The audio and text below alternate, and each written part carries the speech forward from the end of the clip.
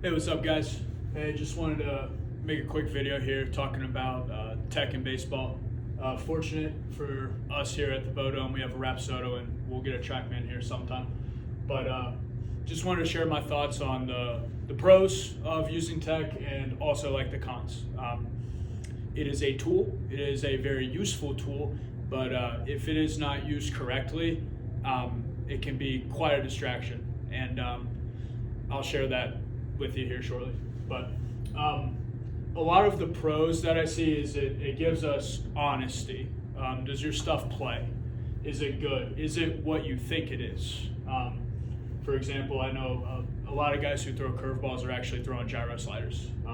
Pretty poor gyro sliders too, if I might add. But kind of with programming, with coaching, like the best thing you can do is give guys honesty.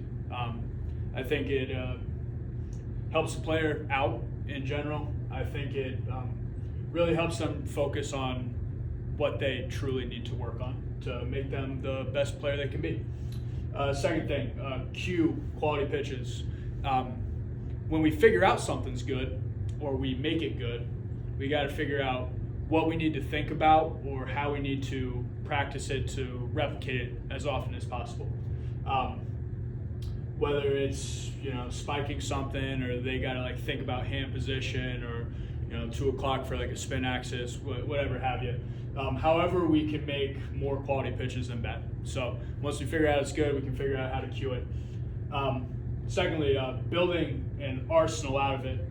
Guys with lower arm slots or guys who kind of have like more of a kind of side-to-side run on the ball, they're completely different than guys who are like high vertical guys, which is fine. It's just like how they move. But a lot of stuff that I see is like guys who are over the top, guys with like pretty close to 12 o'clock spin axes.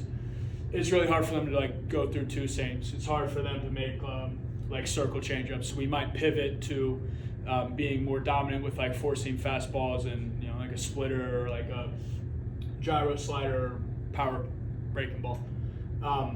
And vice versa. So guys who are more like, around 2, 3 o'clock spin axis, those are guys who are like 2-seam, sinker, slider, changeup.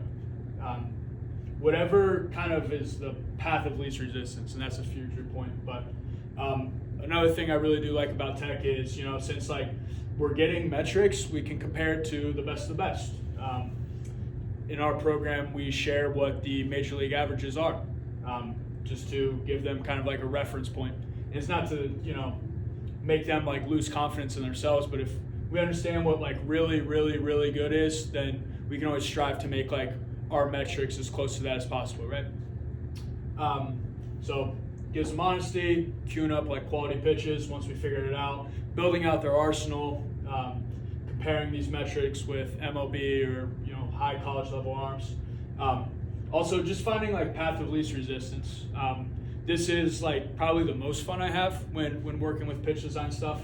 A lot of guys I've had start throwing splitters. A lot of guys I have started throwing sinkers just because I think they're fixated on throwing like certain pitches because that's what everyone does when it's just gonna be more difficult them to kind of figure that out. So why waste our time trying to make a ball run like a 2-seam when it's just not probably in their arsenal to have it. Let them try it for sure. But if we're spending multiple weeks and seeing like no strides, then I think we're wasting time. And lastly, to kind of figure out building out arsenal is just differentiating like pitches. Guys who throw both curveballs and sliders, guys who throw like 2-seam sinkers, guys where like they're similar in a way of like the pitch shape.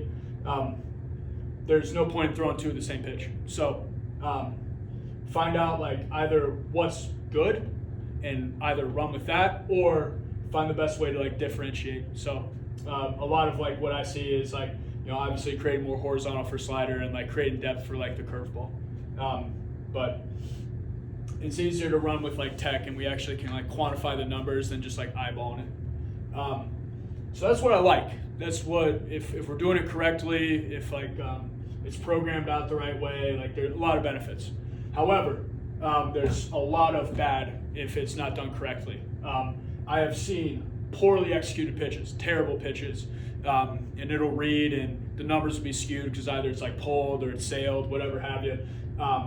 Those numbers are not correct, and the last thing we need to know is like, we created X amount of vert or horizontal, or we spun it this well for easy takes. I think when we're around this tech too much, I think, again, if not done correctly, we shy away from the fact that like getting outs is the whole point of all of this. So we're trying to build out a way for us to get outs easier.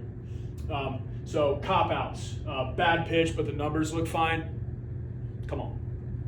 It's also distraction for guys who are not like using it for the right reason. Just throwing it to see what the numbers look like is not how you use it effectively.